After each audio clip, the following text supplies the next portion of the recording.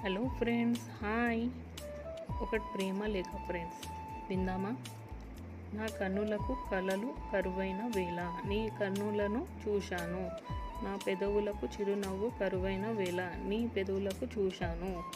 నా మనసు మమత కరువైన వేళ మమత అని నీ మనసును చూశాను.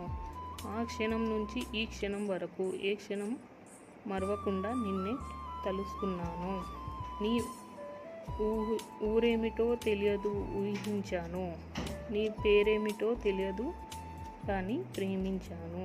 నీ గుణం ఏమిటో తెలియదు కానీ నా గుణాలతో గ్రహించాను. నా మనసులో తెలియదు కానీ నా మనసులో జోడించాను. త్వరలో నీ మనసు నా మనసుతో జోడిస్తావని అనుకుంటున్నాను.